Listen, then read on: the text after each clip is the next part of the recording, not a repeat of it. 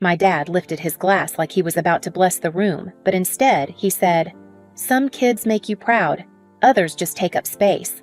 The table burst into laughter. My brother smirked. My mother looked down. And me, I just smiled back at the man who'd spent my whole life pretending I was invisible and said, "Good thing I just got my own place 3,000 miles away." The room went silent, forks frozen midair. They thought that was the moment everything changed. They had no idea what I had already discovered or what I was about to expose. I grew up in a house where pride had a shape, a sound, a chosen direction, and it was never pointed at me. From the outside, our place in Indianapolis looked like any other quiet suburban home. Neighbors waved from driveways, kids biked along the street, and every fall, the maple trees lit up the block like a postcard. Inside, though, everything revolved around my father's definition of worth, and that definition began and ended with my brother Mason. He was the golden child long before either of us understood what that meant. His football trophies lined the hallway like a glowing shrine polished every Sunday. My certificates, they lived in drawers stacked under old manuals. Dad used to clap Mason on the back so hard the sound filled the house. When I came home with a science award, he'd say, "That's nice, Nora. Don't make your brother feel bad." A lifetime of small cuts delivered with a smile. Mom wasn't cruel, just scared of conflict. She'd fold napkins when Dad raised his voice stir-pots that didn't need stirring whisper. "Just let it go, sweetheart." Her silence hurt more than anything he said because it taught me early that my feelings took up too much space. The basement became my refuge. It smelled like metal and dust and safety, while upstairs echoed with ESPN highlights and Mason's victories downstairs belonged to me. I fixed broken radios, rebuilt cheap keyboards, soldered wires until my fingertips tingled. Machines didn't care about favorites. They only cared if you listened. Grandma Eleanor was the only one who ever listened to me that way. She'd visit on Saturdays with warm pastries and warmer eyes, asking about whatever project cluttered my workbench. "You see the world differently, Nora," she'd say. "Don't let anyone tell you that's wrong." She said it softly, like she knew my house wasn't a place where softness lasted long. By the time I turned 18, I had perfected the art of being quiet and useful, Dad's preferred combination. When I was accepted to a top engineering program across the country, he barely looked up from the newspaper. That far, he muttered, "Figure it out yourself." I did. I worked nights, saved every dollar, and boarded a plane with a backpack and a scholarship letter that no one had congratulated me for. I used to think distance would make him see me, but distance doesn't fix what someone refuses to look at. And that Thanksgiving night when he lifted his glass and said I took up space, I finally understood something. He'd never see me at all. But someone else was about to. For a moment after my father's toast, the room felt tilted like gravity had shifted just enough to expose every crack we'd been pretending wasn't there. Mason snorted into his wine. His kids whispered, not understanding the words but recognizing the joke. My mother's eyes stayed glued to her plate, her fork tracing the same line over and over. It was the kind of silence that doesn't protect anyone, it only tells you exactly where you stand. I should have cried. I should have argued. That's what they expected. Instead, something inside me clicked into place, quiet, steady, undeniable. I lifted my glass and smiled. A real smile, not the practiced one I'd spent years perfecting for their comfort. "Good thing I just got my own place 3,000 miles away," I said, letting each word land with the softness of a blade. Then I added, "Don't worry, you'll never have to make space for me again." Forks froze mid-air. A chair squeaked. Even the kids stopped whispering. My father's jaw tightened, not because he felt guilty, but because for the first time in his life I had stepped outside the script he'd written for me. Mason blinked, confused, like he couldn't decide whether to laugh or defend the hierarchy that had always benefited him. I set my napkin down, pushed my chair back, and stood. "Thanks for dinner," I said, calm, controlled. My mother whispered my name, barely audible, as if calling me too loudly would draw fire toward herself. But I wasn't walking away to make a scene. I was walking away because I finally saw the truth of that table, who sat, where, who mattered, and who never would. Outside, the air was cold enough to sting. The Hale house looked exactly the same as it had my entire childhood, but suddenly it felt smaller, almost fragile. I could still hear their muffled voices inside, first confusion, then annoyance, then dismissal. The usual pattern. They'd tell themselves I was dramatic, ungrateful, sensitive, but none of them followed me out the door. As I drove through the empty streets of Indianapolis, memories unfurled one after another, Mason blowing out candles on a cake that spelled 2-hour star while my own birthday passed with a plain supermarket dessert. Dad pacing the sidelines of every game, but forgetting the date of my robotics competition. Mom smoothing tension instead of standing up for me. The pattern had always been there. I had simply stopped pretending it might change. By the time I reached the hotel where I was staying, something inside me had shifted from hurt to clarity. Leaving that table wasn't the ending. It was the beginning of a boundary they never expected me to draw. I pulled out my phone and opened a message thread I hadn't touched in months, the one with my grandmother. I typed, "I'm in town. Can I see you tomorrow?" Her reply came within minutes, warm and immediate. "Of course, sweetheart." For the first time that night, I let myself breathe. As I lay in the dark, replaying Dad's words take up space, I felt something surprising rise in my chest. Not anger, not sorrow, resolve. They wanted to believe I was nothing but empty space. They were about to learn exactly what I could build with it. I met my grandmother the next morning at a small diner she loved, the kind with chipped mugs and the smell of fresh biscuits drifting through the air. She waved the moment I stepped in her silver hair, catching the light like something gentle in a world that rarely was. When I slid into the booth, she didn't ask what happened.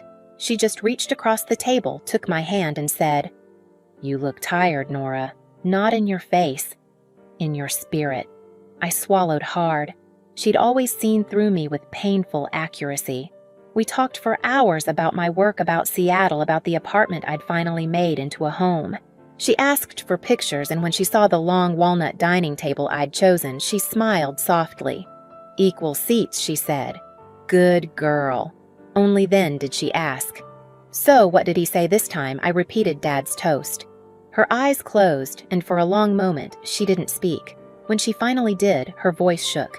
"You deserved better than that since the day you were born." Hearing that from her, it hit deeper than the insult itself. After breakfast, we drove back to her house. She moved slowly now, leaning on the rail, but her spirit hadn't dimmed at all. Inside, the air smelled of lavender and old books. Photographs lined the walls, weddings, birthdays, holidays, and almost none of them included me. Not because she didn't love me, but because no one had bothered to bring a camera to the moments I existed in. She sat beside me on the sofa and said quietly, "Your father has always confused control with love. He built a world where only one child was allowed to shine. And Mason, well, he never questioned the spotlight." I didn't have to answer. She already knew. That afternoon, as she napped, I wandered through her living room and noticed something on her desk, a thick folder of bills payments statements. Nothing illegal, nothing alarming, just the quiet evidence of someone aging, someone managing too much alone. I realized how many decisions Dad had taken from her over the years. How many choices she'd quietly surrendered to keep peace. And I knew with a certainty I couldn't explain that I wasn't going to leave her the way he had left me.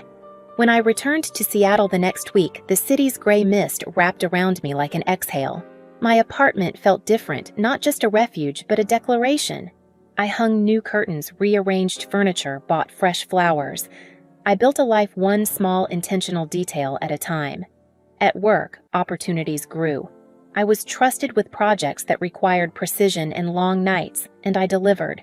I didn't brag about it. I didn't send updates home, hoping for a reaction that would never come. I simply let the work speak on my behalf.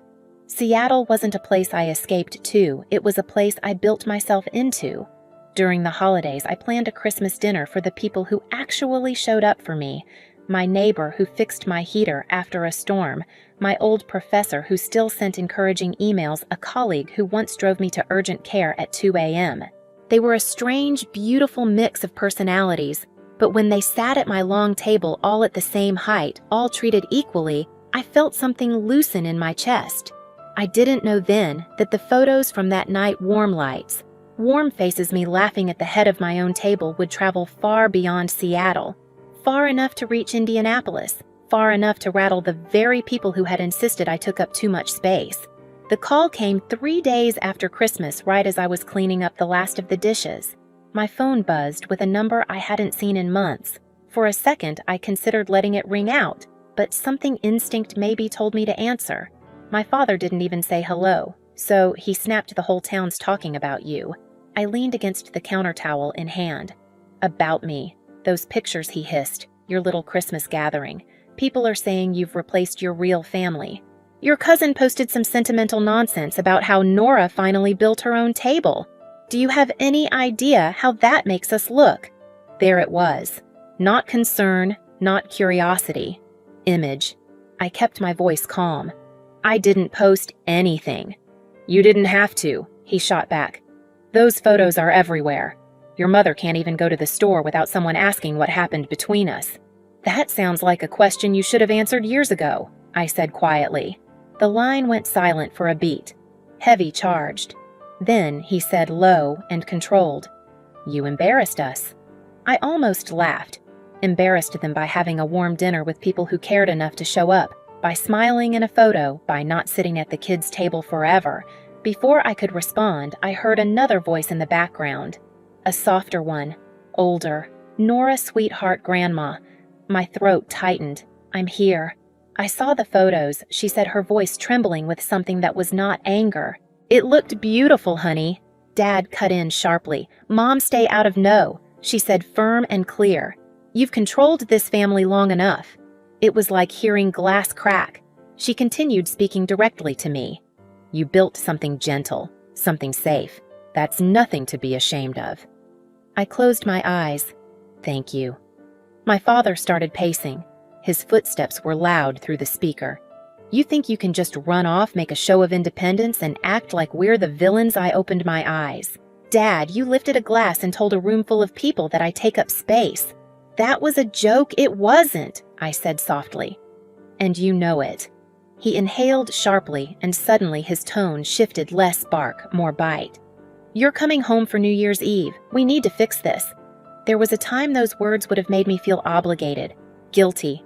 Not now. I'm not coming back to that house unless we sit at the same table. Equal seats. No head of the table. No hierarchy. If you want a conversation, that's the condition. Another long silence. Then he said, "Fine." I didn't expect that. The next day, my parents arrived in Seattle. The knock on my door felt like a pulse, steady foreboding. I opened it to see the two people who had shaped my childhood in every painful way, my mother avoiding eye contact, my father trying to hide the way his gaze flicked around my apartment, searching for something to criticize. "Nice place," he said, as if the words tasted strange. I didn't give him time to twist the moment. "Dinner's ready." The long walnut table stretched across the room, lit by soft lamps and the glow of the city beyond the windows. 3 chairs, all identical, no head seat. My father noticed. He said nothing. We sat. My mother complimented the meal, her voice thin. My father ate in silence, his jaw moving like he was grinding more than food. He glanced at the photos on the wall, me with colleagues, friends, neighbors, but none with him. I didn't apologize for that. Halfway through dinner, he finally spoke. "So, you're doing well." I set my fork down. "I am. And you didn't think to tell us." I met his eyes. "You've never wanted to hear it." He looked like he was about to argue, but Grandma's voice from the phone call must have still been echoing in his head, because instead of exploding, he slumped back in his chair and exhaled. "Maybe we didn't do everything right." The understatement of a lifetime. My mother's eyes filled with tears. "Nora, we never meant to make you feel less." I didn't soften. Not yet. Intentions don't erase impact. Dad's face tightened. "We protected Mason. He needed more. He needed more because you handed everything to him," I said. "And I learned to survive alone." His mouth opened, then closed. For the first time, he looked small. I didn't attack. I didn't shout. I simply told the truth I'd been carrying like a stone in my chest for years. "You told people I take up space, but I built a life 3,000 miles away from you. I built my own table, my own family, my own peace. My father flinched, not dramatically, just a slight twitch in the jaw. A break in armor. Then he whispered something I never expected to hear. "I didn't know how to love you the way you needed." My mother reached across the table, hesitant, trembling. "Can we try, even if it's slow?" I leaned back, the city lights behind them flickering like a heartbeat. "I'm not coming home," I said, "but you're welcome to visit if you sit as equals. If you show up the way you didn't before." My father nodded once, stiff but sincere. "We'll try." It wasn't forgiveness, it wasn't a perfect ending, but it was the first crack in a wall I'd spent my entire life standing outside of. When they left, the door clicked shut behind them with a softness that didn't sting this time. I walked to the balcony, letting the cold air rush over my skin, and realized something I hadn't just stood up for myself at that Thanksgiving table.